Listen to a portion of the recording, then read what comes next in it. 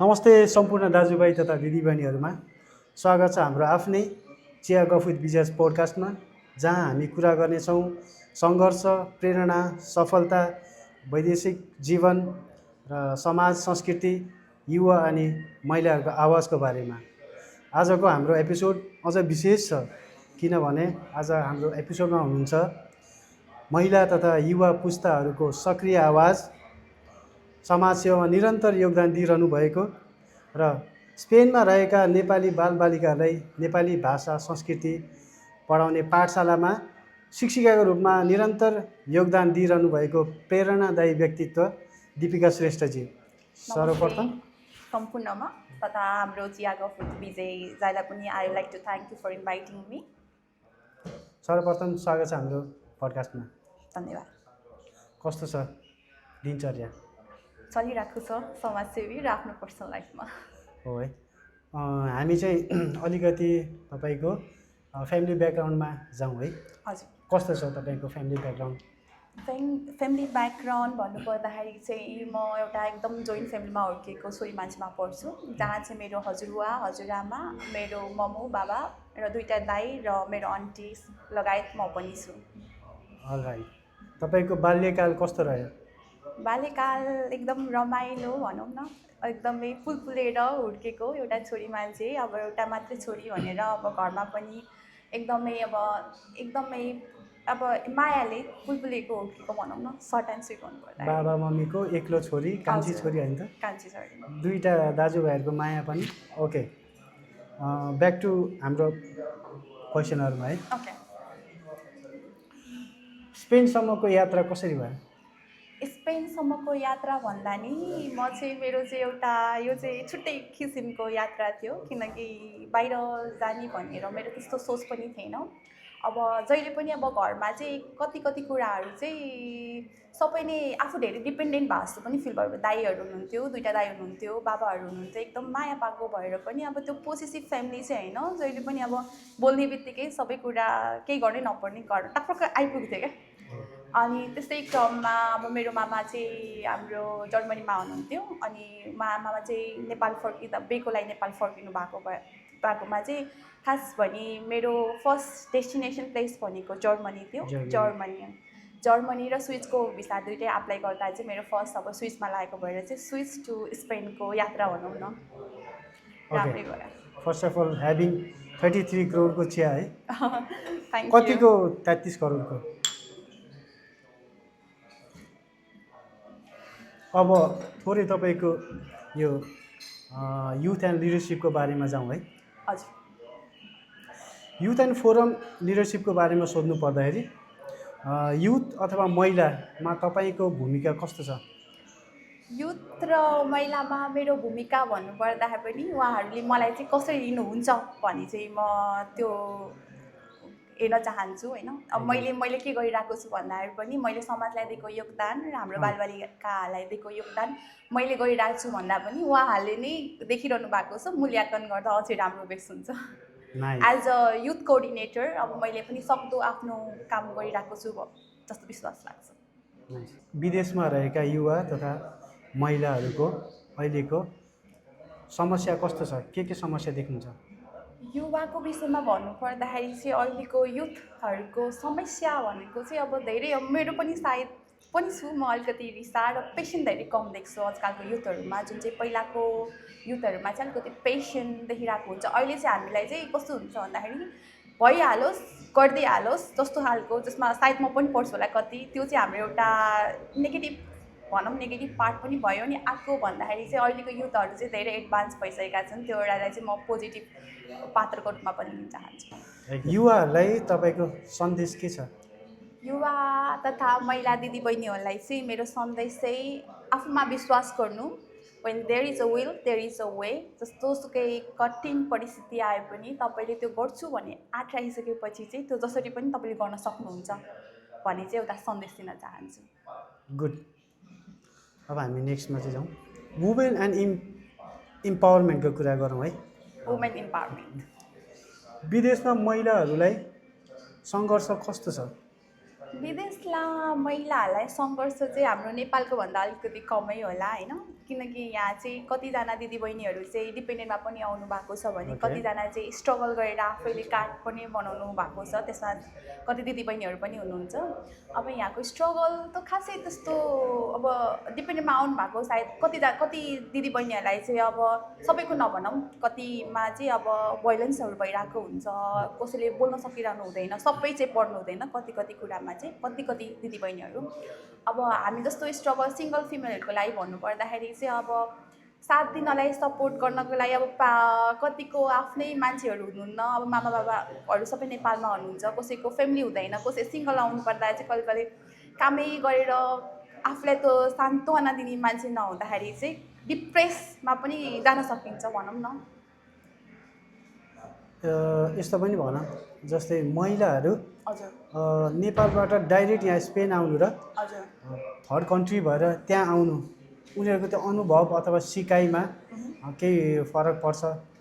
त्यो चाहिँ कस्तो हुन्छ भन्दाखेरि डाइरेक्टली तपाईँ नेपाल टु स्पेन आउनु भयो भने चाहिँ कति केमा आउनु भएको चाहिँ डिपेन्डमा पनि, मैले अघि भने जस्तै डिपेन्डमा पनि आउनु भएको हुनसक्छ, या कुनै स्टडीको केसमा आउनु भएको हुन्छ भने त्यो छुट्टै कुरा हो। तर अब कति दिदीबहिनीहरू मैले अहिले पनि देख्छु कि साइप्रसबाट अब कति डङ्की लाएर आउनु भएको छ भनेको सर, मैले त्यति धेरैको यात्रा चाहिँ सुनेको छैन। तर मेरो नजिकै बहिनी जुन चाहिँ साइप्रसबाट आउनु भएको छ, उहाँले आफ्नो दुःख व्यक्त चाहिँ गर्नुभएको थियो मलाई। अब कति अब बिचको मान्छेहरू हामीलाई पैसा लियो दिदी होइन, 8-9 दिन गएर कतिजना 16 दिनमा पनि अब स्पेन आइपुगेको छ भन्नुभएको छ। अब आई डोन्ट नो, उहाँहरूले चाहिँ अब आजकल धेरै भाइबर टिकटकमा चलिरहेको हुन्छ नि त, अब एकदमै हामीले चाहिँ के गर्छौँ भन्दाखेरि अब दुःख कहिले पनि देखाउँदैनौँ कि, जहिले सुख जस्तै 2 दिनमा छुट्टी, 2 दिनको छुट्टी या 1 दिनको छुट्टी हुन्छ, त्यसमा चाहिँ अब रमाइरहेको मात्र देखाइरहेको हुन्छ। अफकोर्स हामीले भाडा माझेको देखाउँदैनौँ, मान्छेहरूलाई चाहिँ अब हामीले कति कुरामा त्यसमा चाहिँ अब सतर्क गर्दाखेरि पनि कसैले चाहिँ अब आफू चाहिँ त्यहाँ बसेर रमाइलो गर्दै हुनुहुन्छ, हामीलाई जस्तो भनेको भनेर पनि आइरहेका छन् कि। यही भिडियो मार्फत चाहिँ म भन्न चाहन्छु विदेशमा चाहिँ त्यस्तो हुँदैन, जुन चाहिँ जो देख्दा होता नै भन्छ नि, त्यही हो। ओके, कस्तो भने चाहिँ अब केटाहरूको पक्षमा जानु पर्दाखेरि केटाहरूले सजिलै भन्न सक्छन् है, अथवा मेरो साथीहरूले, मेरो सर्कलमा साथीहरूले मलाई त यस्तो गाह्रो भयो यार होइन, यो ठाउँबाट आएर अब यस्तो तरिकाले आयौँ। तर केटीहरू त्यसरी खुलेर केटाहरूलाई भन्न त अलिकति गाह्रो पर्छ, त भन्न पनि। तपाईँ चाहिँ एउटा महिला एज अ कोअर्डिनेटर भएर तपाईँलाई यस्तो समस्याहरू कुराहरू धेरै भन्छन्, तपाईँहरूको अनुभवमा चाहिँ कस्तो के छ? यसमा चाहिँ म महिला पुरुष, किनकि हामी अझै 21औं शताब्दीमा आउँदा महिला र पुरुष भन्ने चाहिँ जस्तो मलाई लाग्दैन, किनकि अब त्यसै गर्दाखेरि युथ भनेर जहिले पनि युथ कोअर्डिनेटर भनेर जहिले पनि अहिलेसम्मको तीदेखिको छौँ त्यो सबै मेलै भएको छ नि त। अनि यसपालि चाहिँ म परि फिमेल, कतिलाई अब पछेन पनि होला, सरी। अब कस्तो हुन्छ भन्दाखेरि अब तपाईँले भन्नुअनुसार महिला पुरुष बराबरी हो, तपाईँहरूले कसरी लिनुहुन्छ। जस्तै हामी कति कुराहरूमा होइन समानता व्यवहार गर्नुपर्छ भनिरहेको हुन्छौँ नि, त्यो चाहिँ लागु पनि गर्नुपर्छ जस्तो लाग्छ। अब तपाईँले भनेको भर्खरको केसमा जुन चाहिँ छोरा मान्छेहरूले खुलेर भन्दैनन् र छोरी मान्छेहरूले पनि कति कुराहरू खुलेर भन्दैनन्, त्यसमा चाहिँ अब हाम्रो एउटा सोसाइटी के छ भन्दाखेरि पुरुष प्रधान सोसाइटीमा चाहिँ अब छोरा मान्छे बाहिर रोको देखाउनु हुँदैन भनिन्छ, त्यही भएर मनमा नै राख्नुहुन्छ। तर छोरा मान्छेलाई पनि कष्टै छ नि त, अब जति छ अब हामी त छोरी मान्छे भनेर अब हामीलाई रुनको लागि अलिकति मान्छेलाई अलिकति आफूलाई दुःख परेको बेलामा पनि ल है बहिनी भनेर। यो चाहिँ अहिले कस्तो छ भन्दाखेरि अब रुमकै कुरा गरौँ स्पेनमा होइन, तपाईँलाई छोरी मान्छेलाई रुम पाउनु एकदम सजिलो छ, सजिलो छ। तर यही कुरा अब मलाई पनि कति दाजुभाइहरूले होइन मेसेज गर्छन् कि दिदी रुम होइन भनेर मेसेज गरिरहेको हुन्छ। त्यसमा पनि अब मलाई फर्स्ट क्वेसन आउने भनेको नि बहिनी हो कि भाइ हो बहिनी भनेर भन्नुहुन्छ कि। तर म चाहिँ यसमा के एउटा मेसेज जान्न सक्छु भन्दाखेरि छोरा होस् या छोरी होस् या पुरुष होस् या महिला होस्, दिदीभाइ जोसुकै भयो नि एउटा नेपाली हो होइन, दाजु बहिनी भन्दाखेरि पनि अब एउटा चाहेको हामीले सहयोग गर्न सक्छौँ नि त। अब त्यही हो, त्यसरी चाहिँ भेदभाव नगरिदिनु होला, भेदभाव चाहिँ म भन्दिनँ, त्यसरी चाहिँ नगरिदिनु होला भन्न चाहन्छु। यस्तो पनि हुन्छ कतिपयको दिमागमा चाहिँ, अब जसको घर ओनर भनौँ न होइन, घरबेटीहरूले यो त छोरा मान्छे हो, भरे साथीभाइहरू लिएर आउला, अथवा जाँड रक्सी चुरोट खाला होइन, अथवा साफसफाइमा ध्यान नदेला, लापरवाही फोहोरहरू, त्यो नर्मली होइन क्याजुअली केटाहरूले आउने त्योहरू लान्छनाहरू त्यो तर केटीहरू भइसकेपछि त अलिकति होइन जिम्मेवारी साफसफाइदेखि लिएर हरेक कुरा त्यसले गर्दा पनि केटाहरू भन्दा पनि केटीहरूलाई चाहिँ रुम पाउन सजिलो छ त्यो एक्ज्याक्टली कुरा हो है त्यही त अहिले फेस पनि त्यस्तै भइरहेको छ कि कति दाजुभाइहरूले रुमै पाएको छैन पाएको छैन र अहिले फेरि स्पेनमा कस्तो छ भन्दाखेरि धेरै नै पपुलेसन धेरैजना नै एउटा सेन्टर किनकि पोर्चुगल बन्द भएको भएर पनि होला धेरैजना नै आउनु भएको छ त्यो कारणले पनि सायद त्यो रुमको अभाव पनि हुनसक्छ तर मेन भनेको चाहिँ अब केटी मान्छेलाई चाहिँ सजिलै पाइहाल्छ केटा मान्छेलाई चाहिँ अलिकति पाउनु मुस्किलै छ हो त्यो अब हामी जाउँ नेक्स्ट क्वेसनमा है त हजुर महिलाहरू दिदीबहिनीहरू महिला नै होइन महिला दिदीबहिनीहरू हजुर कति सपनाहरू बोकेर स्पेन आउनुहुन्छ हजुर उहाँहरूले आफ्नो समस्या पछ्याउने समस्या भन्नाले सपना पछ्याउन स्पेनमा चाहिँ होइन के गर्नुपर्छ अथवा कसरी आफ्नो सपनालाई पछ्याउने सपना पछ्याउँदै गर्दा धेरै गोरेटो आउँछ भन्न चाहन्छु त्यो अब मान्छेको एज अनुसार पनि हुन्छ तपाईँ कुनै काम गर्छु भन्ने लक्ष्य लगाइसकेपछि त्यहीमा फोकस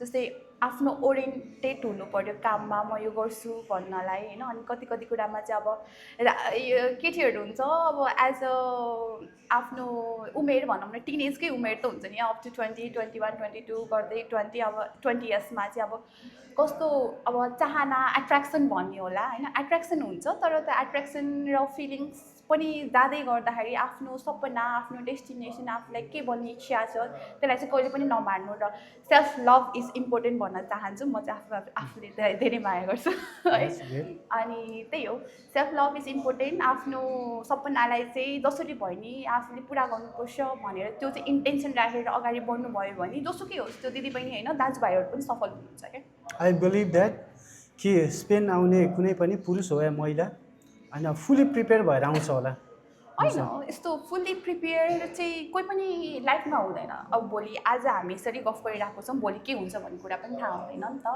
अनि फुल्ली प्रिपेयर भन्नु भन्दाखेरि पनि त्यो चाहिँ मान्छेले सिक्ने कुरा हो जस्तै मैले आफ्नै जीवनको भन्नुपर्दाखेरि म यस्तो मान्छे हो कि होइन अहिले पनि म नेपाल गयो भने म कलङ्कीमा म हराउँछु कि कलङ्की टु अब त्यो कालीमाटीसम्मको डेस्टिनेसन बाहेक मलाई केही पनि थाहा छैन किनकि मैले अघि नै पनि भनिसकेँ मेरो फ्यामिलीको बारेमा होइन मलाई चाहिँ अब केही कुरा चाहियो भन्ने बित्तिकै मेरो दादाले मेरो बाबाले लिएर आइदिनु हुन्थ्यो कि त्यो गर्दाखेरि चाहिँ मलाई बाहिरको दुनियाँ मलाई थाहा थिएन क्या थाहा भएन कि अब यहाँसम्म म यहाँ छु आज यो समाजमा यहाँ अब कसैको आवाज बन्छु भनेर मैले त सोचेको पनि थिइनँ नि त त्यो भनेको एज अ लाइफ तपाईँको लाइफको गोरेटोमा आफै नै सङ्घर्ष गर्दै गर्दाखेरि चाहिँ एउटा सङ्घर्ष एउटा मान्छेले तपाईँलाई केही न केही सिकाएको हुन्छ जस्तै सायद म स्विचबाट यता आएँ त्यसको मेरो बिचको सङ्घर्षले पनि जहाँ आज म यहाँ दिपिका श्रेष्ठ भएर हजुरहरूको आवाज एउटा चिन्नुहुन्छ होइन त्यो नि अब डे टु डे जे पनि आफ्नो लाइफमा नि सिक्दै जाने हो भन्न चाहन्छु okay back to the question तपाईँले स्पेन आइसकेपछि हजुर त्यस्तो कुनै कठिन परिस्थिति याद छ कठिन परिस्थिति भन्दा नि जब म नेपाल छोडी म चाहिँ 2019मा चाहिँ स्विजरल्यान्ड गएको नेपाल टु स्विस गएको अनि स्विसमा पनि म खासै धेरै चाहिँ बसिनँ 3 मन्थ भइसकेपछि म यता आएको यता आउने क्रममा चाहिँ अब कस्तो भयो भन्दा चाहिँ म चाहिँ बार्सिलोना चाहिँ पोर्चुगल भन्ने त्यस्तो सेन्स थिएन पोर्चुगल र बार्सिलोना चाहिँ एउटै हो भन्ने सोच्थेँ सानै उमेर त थिएँ नि त अनि त्यसमा चाहिँ मैले जति पनि कुरा सुनेको थिएँ अब त्यसमा चाहिँ अब 1 वर्षमै नै बनिहाल्छ नि भनेको थिएँ तर थ्याङ्क गड फर मी होइन जति कुरामा नि अब यस्तो आफै जिद्दीपन भनौँ न त्यो बेला म गर्छु भनेपछि ढिपी राख्ने गर्ने भएको भएर पनि होला होइन कामहरू गर्दै गरी त्यही कामको सङ्घर्षमा चाहिँ कस्तो भयो भन्दाखेरि आई वाज जस्ट लाइक जब म स्पेन आइपुगेको थिएँ म 20 गएर 21मा रन भएको थिएँ त्यसै यहाँ जुन जुलाई लगाइरहेको थियो मैले बच्चा हेर्ने कामहरू पनि गरेँ र त्यसै क्रममा अब बच्चा हेरेर त आफ्नो 3-4मा 20-25 युरोले त तपाईँलाई केही पनि हुँदैन नि त अनि त्यो जर्नीमा चाहिँ मैले एउटा घरमा काम पाएको थिएँ जहाँ चाहिँ उहाँ चाहिँ एकदमै मेन्टली 6 पर्सन कि सायद कतिले मलाई चिन्नु हुने मान्छेहरूले त मैले कसरी काम गरेँ भनेर पनि चिन्नुहुन्छ होला क्या त्यो एकछिन त्यो पुरानो ब्याक टु त त्यो पहिलो आउने बेलाको कुरा हजुर यहाँ स्पेन आउने बेलाको कुरा हजुर अनि त्यसपछि यहाँनिर चाहिँ एउटामा काम गर्थेँ उहाँको चाहिँ फेरि म उहाँ व्यक्तिलाई नराम्रो भन्न चाहदिनँ किनकि सायद उहाँले पनि आफ्नो लाइफमा प्रिसियस आफ्नो बेबी गुमाउनु भएको भएर चाहिँ उहाँको मेन्टाली चाहिँ सफासुग्घरै हुनुपर्छ भन्ने थियो कि अनि उहाँ चाहिँ खालि घोटेर मात्रै बस्ने हो क्या। अनि के भयो भन्दाखेरि म नर्मली 9 to 9 को ओडारीमा काम गर्थेँ र 9 महिना चाहिँ मैले विदाउट होलिडे काम गरेको थिएँ। 9 to 9 होला 12 आवर्स 12 आवर्स। त्यहाँ मलाई 500 युरो चाहिँ दिनुहुन्थ्यो। 500 युरोमा पनि अब एक दिन छुट्टी बिना मैले 9 महिना काम गरेको छु त्यो घरमा। त्यस्तै आफ्नै जायत संस्कारको हिसाबले गर्दाखेरि मैले फ्यामिली मानेर पनि भयो होला। त्यसपछि म पछिको कुनै पनि केटीहरू 2 महिना 3 महिना बाहेक टिकेन भन्नुभएको थियो कि उहाँले पनि।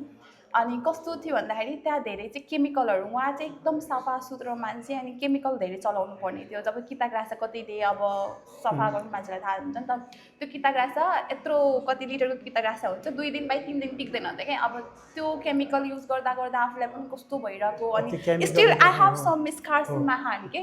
त्यो 9 महिना नर्मली 1 वर्ष म त्यो घरमा काम गरेँ होला, कति प्रेसरहरू सहनु पऱ्यो। त्यतिखेर चाहिँ साँच्ची नै आई मिस माई फ्यामिली के। अब मम्मीले चाहिँ भन्नुहुन्थ्यो मलाई, जब घर छोड्छस् त्यसपछि थाहा पाउँछस् भनेर। एक्चुअली त्यो टाइममा चाहिँ आई मिस माई फ्यामिली के।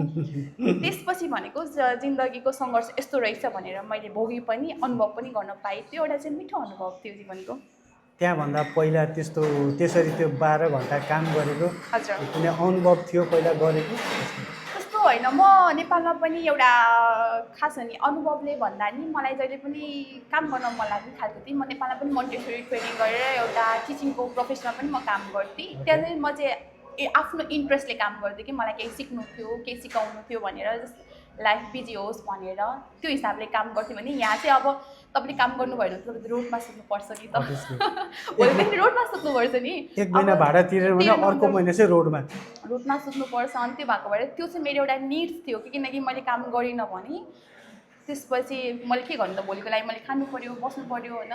त्यसको एउटा निड्सको कारण वान्स भन्दा नि त्यो मेरो एउटा निड्स चाहिँ थियो। त्यसकोबाट चाहिँ मैले जब मेरो लिभिङ कसरी गुजार्दैछ 500 रुपियाँ थियो, 500 रुपियाँमा पनि तपाईँले कति 200 जति त घर भाडा तिर्नु पर्थ्यो, मेट्रो कार्ड भनौँ। त्यस्तै गर्दा गर्दा म दिनको कतिवटा 5-6-7-8वटा बच्चा पनि हेर्थेँ कि त्यतिखेर। अनि त्यही सिलसिलामा त्यही 500 भित्रमै हजुर होइन, त्यो 500 पछिको जुन चाहिँ यात्रा थियो त्यहाँ चाहिँ बच्चाहरू हेरेर अनि त्यही पैसा कलेक्सन गरेर चाहिँ मैले कार्ड बनाएको स्पेनको nationality. That's a nice story.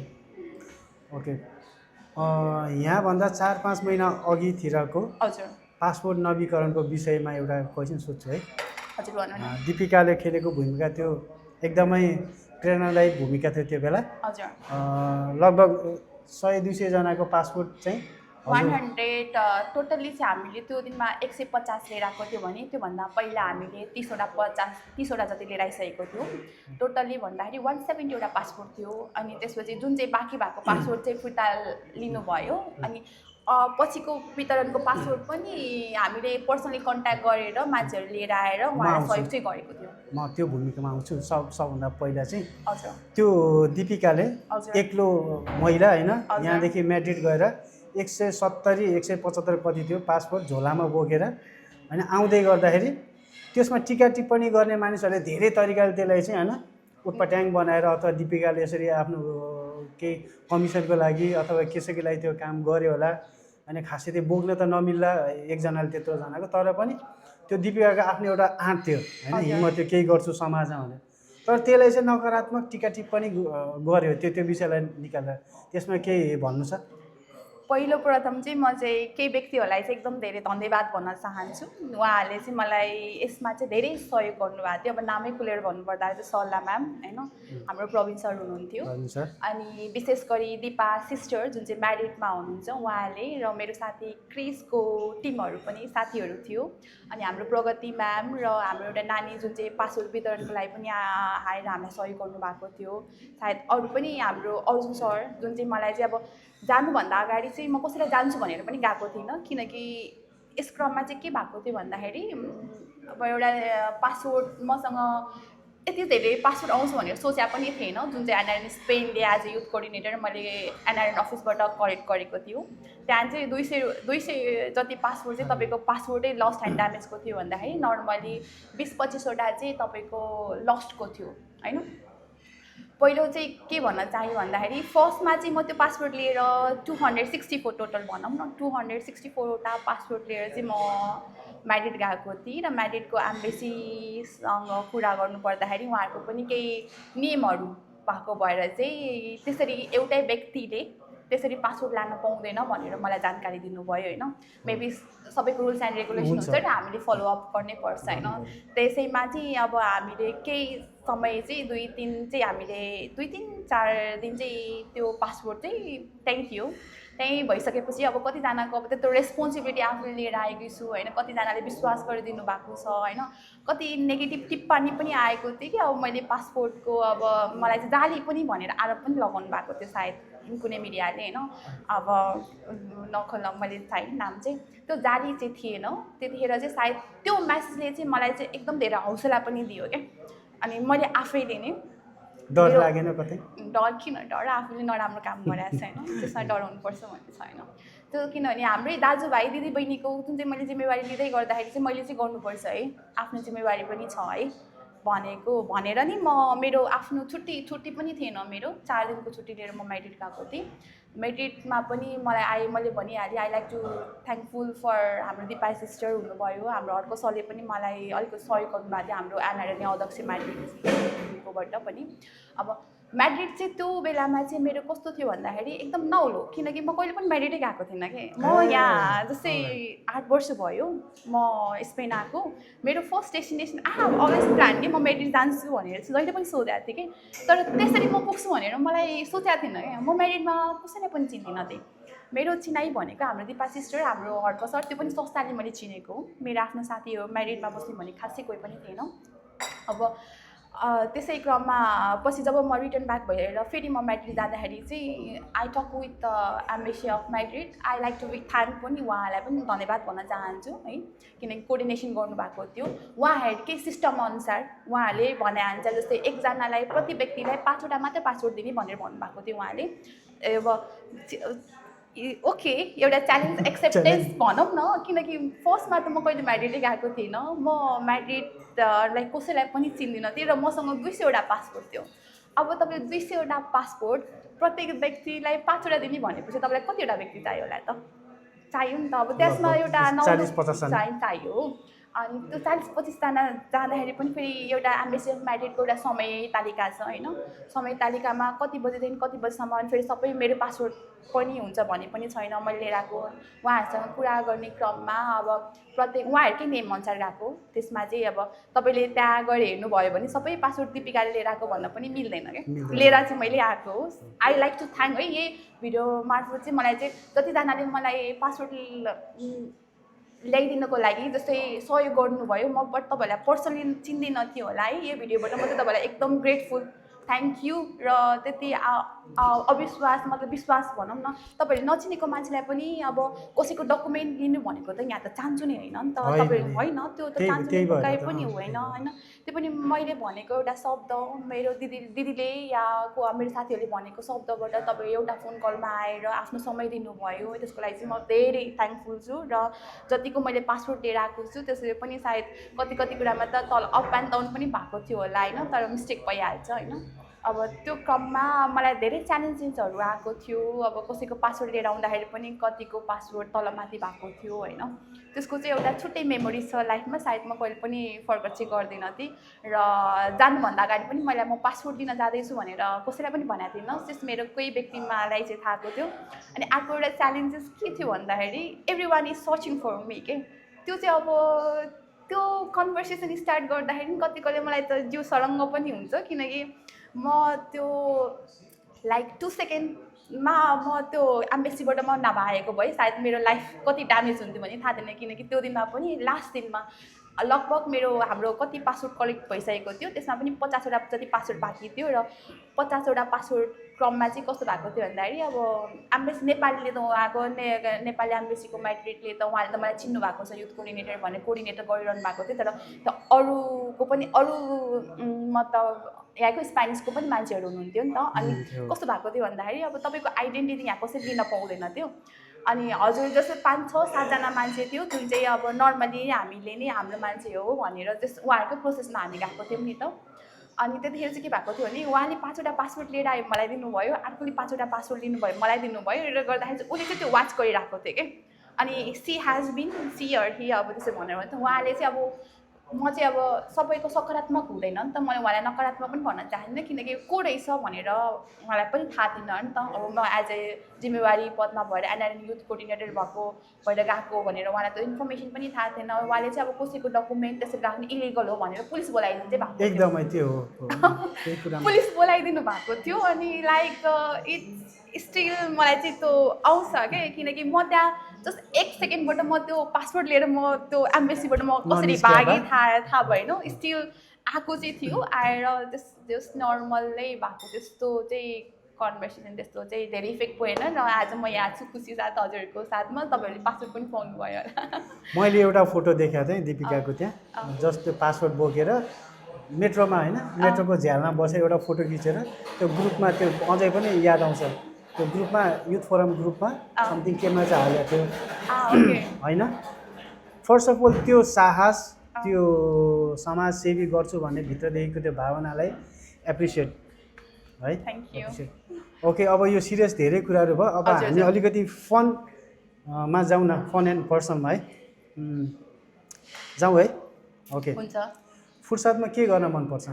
फुर्सदमा मलाई चाहिँ मेरो भनेको चाहिँ आई लभ क्राफ्टिङहरू गर्न मन लाग्छ। जस्तै म एकदम सोखिङ छु कि ब्युटी पेजेन्टदेखि लिएर आएर अनि कति कति कुरामा चाहिँ अब नेटफ्लिक्सहरू हेरिरहेको हुन्छु मुभीहरू, तर मलाई चाहिँ समथिङ ट्राई गर्न मलाई रहेको हुन्छ र I am not afraid to work alone it alone कि कहिले कहिले चाहिँ रेस्टुरेन्टमा गएर खानको लागि होइन।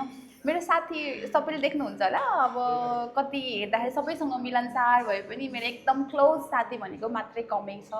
अनि कहिले कहिले आफू उसको र मेरो फेरि छुट्टी मिल्दैन हामीहरू पर्छ कि पर्दैनौँ त्यसमा? होइन पढ्नुहुन्छ कि, अनि छुट्टी मिल्दैन अनि त्यसपछि त्यतिखेरमा चाहिँ अब कहिले कहिले रेस्टुरेन्टमा गएर हुन्छ। अहिले I'm so much obsess with TikTok बनाउनु मन लाग्छ, राम्रो हुन मन लाग्छ।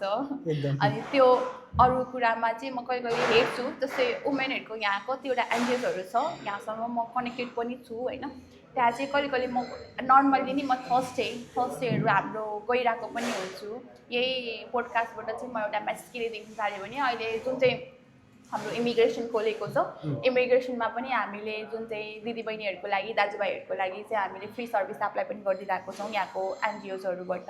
कोही त्यस्तै इच्छुक हुनुहुन्छ, तपाईँको अलिकति आर्थिक अवस्था नै गाह्रो छ भने चाहिँ कोअर्डिनेसन गर्नु होला, हामी चाहिँ तपाईँलाई त्यहाँ गएर सहयोग गर्न सक्छौँ भन्न चाहन्छु। त्यो पनि हो, यदि कसैसँग त्यस्तो पैसाको समस्या छ र यो बेलामा पेपर अप्लाई गर्ने पैसा छैन भने हाम्रो दिपिकाजीलाई कन्ट्याक्ट गरेर उहाँले एनजिओ मार्फत निःशुल्क होइन त्यो एक पैसा नलाग्ने त्यसरी तपाईँहरूले कन्ट्याक्ट गर्न सक्नुहुन्छ।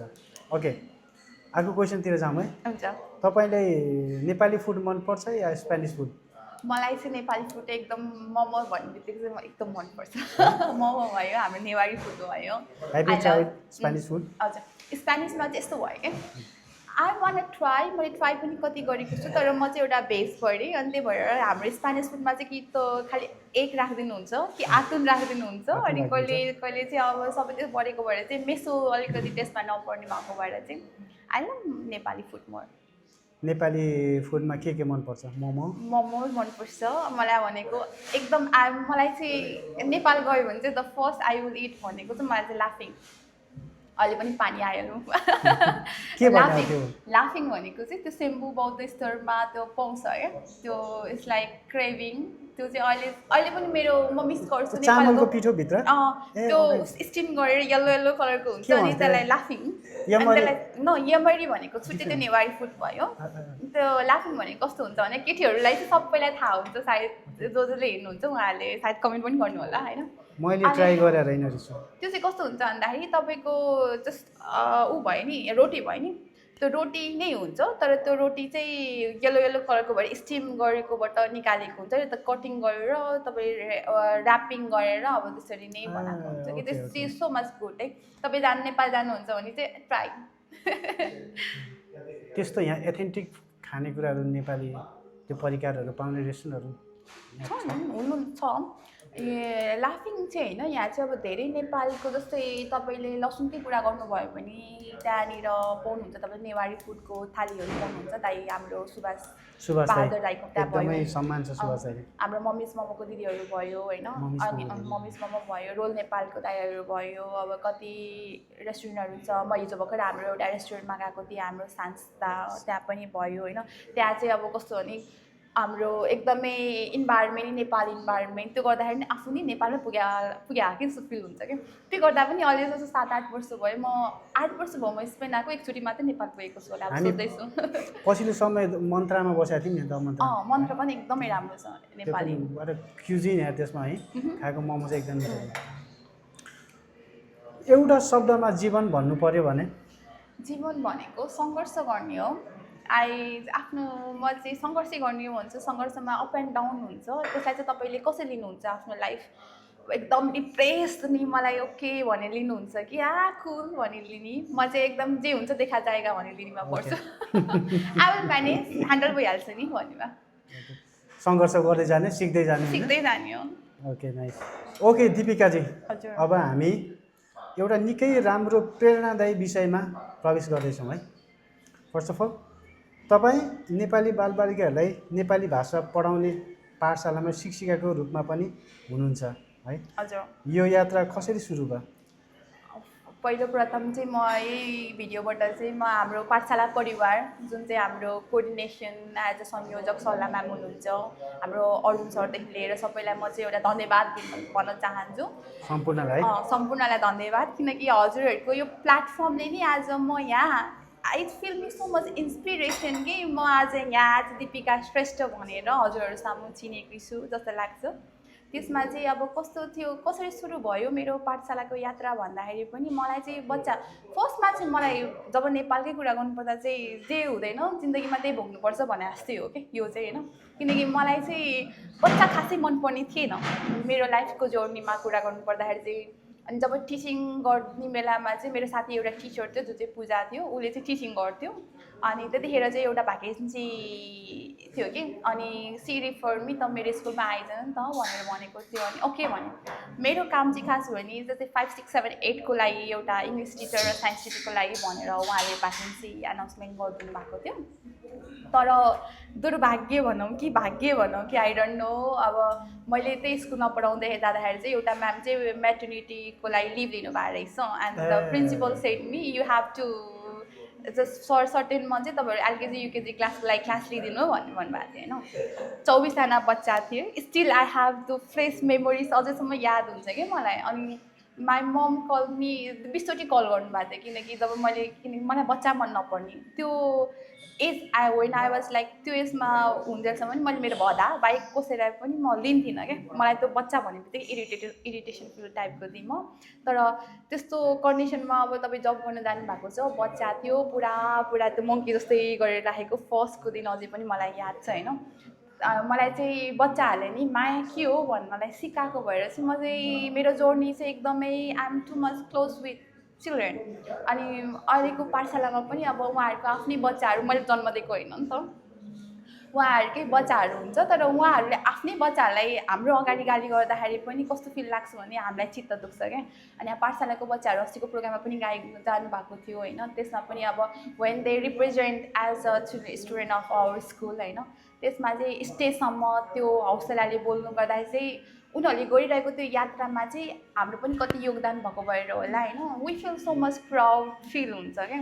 अनि यो जर्नीको कुरा गर्नु पर्दाखेरि चाहिँ अब म त्यही जस्ट लाइक मलाई अपर्च्युनिटी आइपुग्दाखेरि चाहिँ आई गो देयर त्यहाँ गर्दाखेरि म एउटा टिचरको शिक्षिकाको पात्रमा हेर्नु पर्दाखेरि पनि भयो शिक्षिकाको पात्रमा भन्नुपर्दा नि म बच्चाहरूको लागि चाहिँ उनीहरूको साथी छु।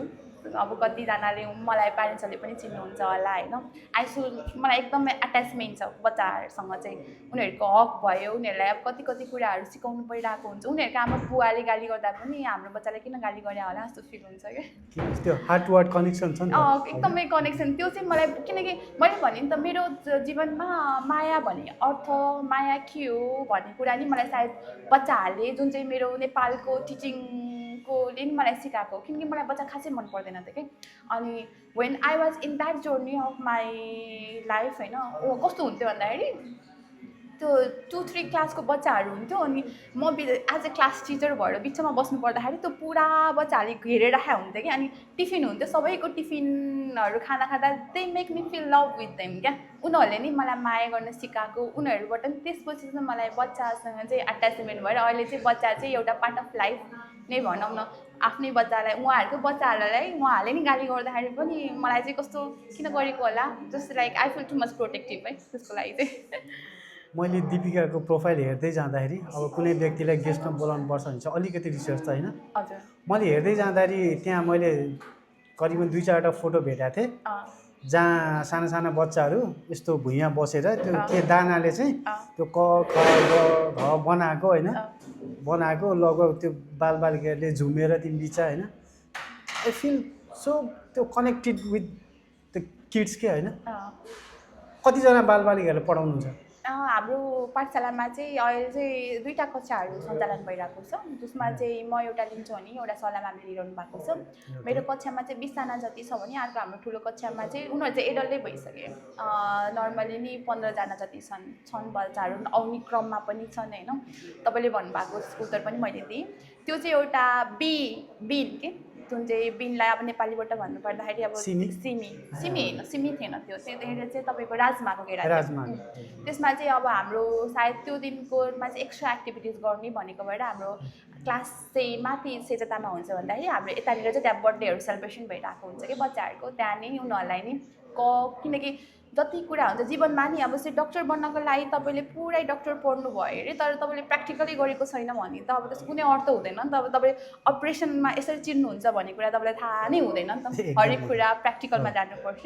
भने जस्तै हामीले पनि कति कुराहरू बच्चाहरूलाई त्यहाँ प्र्याक्टिकल रूपमा सिकाइरहेको हुन्छौँ अब सबै पर्फेक्ट हुँदैनन् र मान्छेहरूको जीवनमा अब कति कुरामा हामी पनि पर्फेक्ट हुँदैनौँ सिकाउने क्रममा अब कति कुराहरू म उनीहरूबाट सिकिरहेको हुन्छु त्यसै क्रममा मलाई हाम्रो नानीले भनेको याद आयो क्या हामी जब त्यो सिटको बिनमा गरिरहेको थियौँ नि त अनि मलाई हाम्रो एउटा सानो नानीले भनेको थियो स्टिल आई रिमेम्बर लिदिया भन्ने नानी छ जुन चाहिँ हाम्रो अर्को कक्षामा पढ्छ क्या मिस यो त हामीले के अरे खानेकुरा फ्याँकेको हो भनेर यस्तो राम्रो होइन भनेर भनेको थियो कि एउटा हिसाबले like we are so inspire with them भन्छ किनकि हामीलाई चाहिँ यहाँको सोसाइटीले चाहिँ के भनिन्छ यहाँको समाजले चाहिँ यहाँ बच्चाहरूलाई पढाउने तरिका र नेपालमा बच्चाहरूलाई पढाउने तरिका नै डिफ्रेन्ट छ क्या डिफ्रेन्ट छ यहाँ चाहिँ खानेकुरा फ्याँक्नु हुँदैन भनेर पढाइरहेको हुन्छ नि त अनि उसले मलाई हामीलाई आएर त्यही भने कि यो भनेको चाहिँ हामीले खानेकुराको सत्यनाश गरिरहेको छौँ भनेर भनेको थियो हामीले फेरि टिपेर अनि फेरि राखेर किनकि सधैँ त गरिँदैन अनि त्यो पछि कति कुरा उनीहरूबाट पनि सिक्यो नि जस्तै ओइ हामीलाई थाहा थियो तर हामीले त एक्सपेक्ट पनि गरेको थिएन उसले कुरा आफ्नो पनि राख्यो नि त कति कुराहरू चाहिँ हामीले सिकाउने क्रममा हामी कति कुराहरू सिकि पनि राखेको हुन्छौँ क्या त्यही गरेर नि I feel so much blessed कि म एउटा पाठशालाको परिवारको एउटा सदस्यको रूपमा छु शिक्षिकाको रूपमा छु र शिक्षिका भन्दा पनि म मेरो बच्चाहरूको लागि चाहिँ एउटा साथीको रूपमा एकदम अर्को क्वेसनतर्फ जाउँ है त नेपाली बालबालिकाहरू जुन स्पेनमा लामो समयदेखि हुनुहुन्छ उहाँहरूलाई यो नेपाली भाषा संस्कृति सिकाउन कतिको चुनौतीपूर्ण छ हाम्रो लागि चुनौतीपूर्ण त यस्तो हो तपाईँको कति कुरामा चाहिँ एउटा घरबाट पनि एउटा बच्चालाई संस्कार भन्ने कुरा सिकिन्छ है अब तपाईँ डेली युजमा चाहिँ हाम्रो चाहिँ कस्तो छ भने नेपाली कम्युनिटीमा चाहिँ इङ्ग्लिस बोल्यो भने चाहिँ एकदम धेरै नै एकदम आइम सो सरी त्यस्तो कोहीलाई भन्न खोजेको है एकदमै प्राउड फिल हुन्छ होइन जब अब मेरै कुरा गर्नुपर्दा हामी नेपालकै कुरा गर्नुपर्दाखेरि पनि नेपाली त हाम्रो प्राथमिकता पहिलो भाषा हो नि त रुट्स हो नि त अब कति कुरा हामी अब अस्ट्रेलियाको मान्छेहरूलाई देख्नु पर्दाखेरि नेपालमै गर्दाखेरि पनि मेरो बच्चाले इङ्ग्लिस बोल्यो भन्दाखेरि चाहिँ वी फिल सो प्राउड क्या नेपाली प्रष्ट बोलेकोलाई याद हुँदैन क्या जति आफ्नो देश छोडेर जान्छ नि त्यसपछि भनेको आफ्नो भाषा कतिको प्यारो हुन्छ कतिको माया हुन्छ भन्ने कुरा चाहिँ जब आफ्नो देश छोडिसकेपछि थाहा हुन्छ र यसै क्रममा के भन्न चाह्यो भन्दाखेरि चुनौतीपूर्ण बच्चाहरूलाई सिकाउनु भन्दाखेरि पनि we are so blessed to have the parents होइन जुन चाहिँ एकदमै अन्डरस्ट्यान्डिङ हुन्छ क्या पाठशालामा त्यही भएर आज 12 वर्ष भइसक्यो पाठशाला चलिरहेको छ होइन पहिला आउने टिचरहरूले पनि चलाइरहनु भएको छ र अहिले पनि चलिरहेको छ र पछि पनि चलिरहनेछ भन्ने आशा राखेको छु हामीले होइन त्यसो क्रममा चाहिँ अब घरमा नि अहिलेको प्यारेन्ट्सहरूमा चाहिँ अलिकति कस्तो छ भन्दाखेरि अन्डरस्ट्यान्डिङ पनि भयो बच्चाहरूको लागि अब कति यस्तो हुन्छ विदेशमा आइसकेपछि समय दिन सकिँदैन नि त तर आफ्नो कतिमा उहाँहरूले चाहिँ आफूले घरबाट नै मैले भने जस्तै घर नै एउटा पहिला टिचर जस्तो प्यारेन्ट्स हामी टिचर हुनुभन्दा पनि उहाँहरूको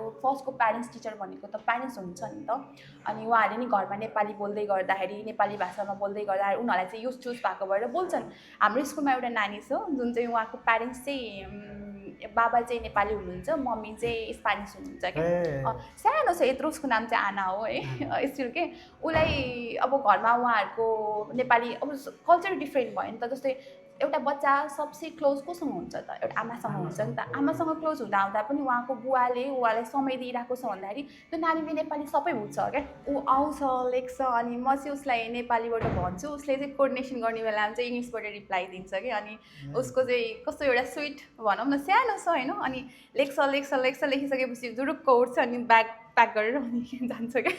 त्यो चाहिँ पार्ट अफ रमाइलो पनि हो। स्कुलमा कति कुरा मैले अघि नै भनिहालेँ नि, कति कुरा आफूले सिकाउँदै गर्दाखेरि बच्चाहरूबाट हामी कति कुरा सिकि पनि रहेको हुन्छौँ नि। त्यो कुरा चाहिँ आफूलाई पनि एउटा आनन्द लाग्छ। त्यही भएर अब नेपाली कतिजना हुनुहुन्छ होइन, अहिले पनि अब कोर्डिनेसन भइरहेको छ, लिएर आइदिइरहनुहुन्छ। हाम्रो संस्थाको दाइहरूको नानी बाबुहरू पनि छ। त्यसले गर्दा चाहिँ कस्तो हुन्छ भने एउटा हाम्रै हो भन्ने एउटा भावना आउँछ कि त्यो गर्दाखेरि चाहिँ सबैलाई राम्रो हुन्छ भनौँ न। नेपाली कम्युनिटीको लागि चाहिँ एउटा नेपाली भाषा, हाम्रो नेपाली बालबालिकाहरूलाई चाहिँ यसरी सांस्कृतिक हाम्रो संस्कार जस्तै गरेर आफ्नो सबै होइन सिकाउनु पर्दा चाहिँ आफूलाई पनि गर्व महसुस हुन्छ र आफूलाई नि आफू पनि कतै नेपालमा छु कि जस्तो पनि फिल हुन्छ क्या। That's nice. ओके, स्पेनमा हुर्केका नेपाली बच्चाहरूलाई नेपाली भाषा र संस्कृतिसँग जोडिराख्न कतिको आवश्यक छ? एकदमै अहिलेकोलाई चाहिँ, अहिलेको नयाँ पुस्ताहरूलाई चाहिँ म भन्छु चाहिँ एकदमै। किनकि अहिले हाम्रो चाहिँ कस्तो छ भन्दाखेरि बच्चाहरूलाई धेरै ट्याप दिने होइन, अनि कति कुरामा टिभी, त्यो एउटा चाहिँ एउटा डिसएडभान्टेज र एडभान्टेज दुवै पनि छ। किनकि त्यहाँबाट उनीहरूले सिक्छन् पनि र कति कुरा हुन्छ लत पनि लाग्छन् क्या। अनि अहिलेको जेनेरेसनमा चाहिँ, किनकि पहिलाको जेनेरेसनमा चाहिँ कति कुराहरू घरमा जस्तो ट्याबहरू थिएन, त्यही भएर साथीहरू आउँथ्यो। अब पहिलाको मेरै बाल्यकाल मैले केलाउनु पर्दाखेरि चाहिँ हाम्रो जस्तो टिभी सिभी पनि मोबाइलहरू पनि थिएन। मैले मोबाइल बोकेको भनेकै सायद मैले एसएलसी पास या 12 सकेपछि बोके आएँ कि। मोबाइल त परै जाओस्, टिभी पनि रेन्डमली भेटिन्थ्यो त्यो बेला। त्यतिखेर हामीले कसरी हामी बाल्यकाल गर्थ्यौँ त, गट्टी खेल्थ्यौँ साथीहरू के अलिक कस्तो याद आउँछ। हाम्रै उमेरको साथीहरू थियो अनि गट्टी खेल्थ्यौँ। अनि कहिले अब त्यो ढुङ्गे गरेर के खेल्नेहरू हुन्थ्यो, कहिले चुङ्गी खेल्नेहरू हुन्थ्यो। तर आजकालको बच्चाहरूमा चाहिँ घरैभित्र बस्ने होइन। जस्तै यहाँ त छ नि त, हामी त युरोपमा छौँ, नेपालमा पनि अलिक धेरै विकसित भइसकेको छ होइन। युरोपमा त अब तपाईँलाई खेल धेरै नै मोबाइल र टिभीहरू नदेखिकन अब यहाँ प्लेग्राउन्डहरू पनि भइरहेको हुन्छ, फ्रेस हावा भइरहेको हुन्छ। उनीहरू अब यहाँ कति भ्रमण गर्ने ठाउँ भइरहेको हुन्छ। त्यहाँ गर्दाखेरि चाहिँ बच्चाहरू अझै एक्टिभ भएर बाहिर सिक्न पनि हुन्छ। मैले यो मतलब यो होइन कि मोबाइलले बच्चाहरूलाई बिगाड्छु भन्ने चाहिँ होइन है, तर सीमित रूपमा। किनकि त्यहाँबाट पनि मोबाइलबाट पनि कति बच्चाहरूले चाहिँ एक्जाम्पलै दिन चाहन्छु, उनीहरूले त्यही मोबाइलबाट सिकेर इङ्ग्लिस भाषा सिकिरहेको छ, नेपाली अझै प्रष्ट बुझिरहेको छ होइन। अब लिमिटेसनमा राखेर गऱ्यो भने चाहिँ अहिलेको निडमा चाहिँ इट्स मस्ट। किनकि अब प्यारेन्ट्सहरूले पनि नेपाली, कतिजनाले चाहिँ अहिले नेपालमा भएको भए चाहिँ मेरो बच्चाले इङ्ग्लिस बोल्दै हो भने प्राउड फिल हुन्छ भने, अहिले हामी विदेशी बसेको बच्चाहरूलाई चाहिँ प्यारेन्ट्सहरूले नेपाली नै शुद्धसँग पढिदियोस्।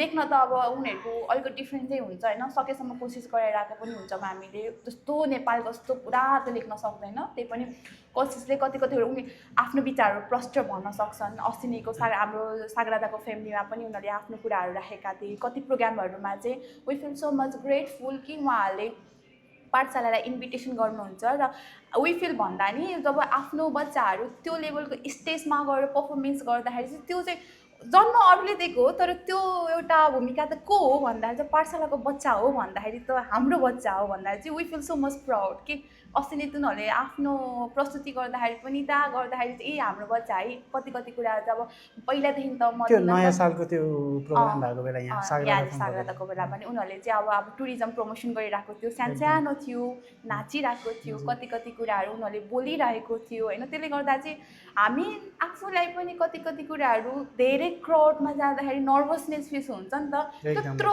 क्राउडमा पनि त्यो सानो नानी बाबुहरूले होइन आफूले राम्रो पर्फर्मेन्स, अब त्यो मैले भन्न मिल्दैन, उहाँ हजुरहरूले जज गर्ने होइन। एकदमै हामीले देख्दा चाहिँ एकदमै राम्रो गरेर आफू एकदमै होइन एकदम एक्टिभ प्लस एकदमै एउटा सेल्फ कन्फिडेन्स चाहिँ त्यहाँबाट पनि डेभलप हुन्छ क्या। अब मैले कुरै गरेँ पनि कतिजना ठुल्ठुलो मान्छेहरूलाई, अब कति घरैबाट ननिक्लेको मान्छेहरूलाई एकैचोटि स्टेजमा बोल्नको लागि त अलिकति अनकम्फोर्टेबल लाग्छ, बोल्नलाई त्यस्तो सेल्फ कन्फिडेन्ट हुँदैन नि त। त्यो सानो बच्चाले त्यत्रो मान्छेहरूको अगाडि आफ्नो जस्तो नेपालको बारेमा वर्णन गरिरहेको छ, भिजिट नेपाल गर्नुपर्छ भनेर भन्दाखेरि त त्यो को हो त? पाठशालाको बच्चा हो। अनि के हो, we feel so much proud के हो त्यसमा चाहिँ प्राउड र पुरा नेपालै चिनाइरहेको छ नि त उसले त। त्यो चाहिँ त्यो अब पाठशालाको विषयमा जानु पर्दाखेरि त्यो पाठशालामा चाहिँ 40 जना बच्चाहरू होइन? हजुर हजुर। खास त्यसको ब्याकग्राउन्डमा जानु पर्दाखेरि पाठशाला कसरी सञ्चालन भइरहेको छ? ब्याकग्राउन्डमा अहिलेको पाठशालामा चाहिँ हाम्रो सेजतामा छ भने पाठशालाको चाहिँ एकदम लामो स्टोरी छ। अर्को एपिसोडमा तपाईँको एपिसोडमा हाम्रो सल्लाहमा पनि आउनुहुन्छ होला, उहाँले अझै प्रशस्त रूपमा भन्नुहुन्छ। मैले सुनेको, किनकि त्यतिखेर त सायद म बार्सिलोनामा पनि आएको, सायद आएको पनि थिएन, 12 वर्ष भयो नि त पाठशाला त, अहिले मात्र चलेको होइन। पहिलादेखि टिचरको लागि सायद जति मैले सुनेर आएको छु, उहाँले भनेको कति कुराहरू, अब उहाँ चाहिँ मेरो आमा समान, मैले आमाकै दर्जा दिएको छु होइन। किनकि अब मेरो लाइफमा as a stand, as a parents, as a youth coordinator एउटा छोरी मान्छे पनि हुनसक्छ भनेर आँट दिने चाहिँ उहाँ पनि एक मात्रामा पात्रमा पर्नुहुन्छ होइन। अनि सजिलो छैन नि पाठशाला, अब मान्छेले हेर्दा चाहिँ भनिरहेको हुन्छ यसलाई कतिजनाले अब अर्को पनि पाठशाला खोल्न सक्छ भन्नुहुन्छ नि होइन। किन चाहियो र अर्को पाठशाला? होइन मतलब लाइक गर्न सके पाठशाला भनेर अरू पनि एक्टिभिटिज, तर निरन्तर दिनको लागि चाहिँ कुनै पनि कुरा चाहिँ होइन निरन्तर दिनको लागि चाहिँ एकदमै गाह्रो हुन्छ क्या। किनकि सधैँ शनिबार भयो टाइम दिनु परिरहेको हुन्छ, त्यसको बच्चालाई के पढाउने भनेर प्र्याक्टिस गराइरहनु पर्ने हुन्छ। अनि त्यो यो पाठशालाको चाहिँ हाम्रो दिदीको घरबाट सुरु भएको पाठशाला हो। घरदेखि 2टा 3टा 4जनादेखि बच्चासँग अहिले 40-50 जनासम्मको चाहिँ यात्रामा पाठशाला, नेपाली पाठशाला बार्सिलोना चाहिँ सञ्चालन भइरहेको छ कि। ओके, हप्तामा एक दिन चल्छ होइन? हजुर, हप्ताको शनिबारको दिनमा चाहिँ हुन्छ। साग्रादाको हाम्रो यो सिसिया हलमा हुन्छ, त्यहाँ चाहिँ हाम्रो 4 to 6 हुन्छ। हजुर, त्यहाँ चाहिँ अब एउटा बच्चालाई पढाइ मात्रै नभएको हामीले उनीहरूलाई चाहिँ एक्स्ट्रा एक्टिभिटिज होइन, उनीहरूलाई अब हाम्रो चाडपर्वको बारेमा जस्तै बुद्ध पूर्णिमा भनेको के हो, दसैँ भनेको के हो, उनीहरूलाई चाहिँ पढाइको रूपमा मात्रै नभइकन हामीले चाहिँ उनीहरूलाई व्यवहारमा पनि कसरी लिएर आउनुपर्छ। अब कति कुरामा चाहिँ प्रष्ट विचार बोल्न आउँदैन होइन, प्रष्ट बोल्न पनि आउँदाखेरि पनि अब कति हामी पो ठुलो भइसकेको छौँ, तपाईँ भन्नुपर्छ, हजुर भन्नुपर्छ भन्दाखेरि कति अब यहाँ चाहिँ कस्तो छ भन्दाखेरि तपाईँलाई पनि थाहा चाहिँ होला होइन, स्कुलमा चाहिँ टिचरलाई चाहिँ उनीहरूको नामले बोलाउँछ क्या। टिचरलाई चाहिँ नामले बोलाइरहेको हुन्छ। कति कुरामा चाहिँ अब जस्तै म टिचर भयो भने दिपिका भनेर बोलाइरहेको हुन्छ क्या।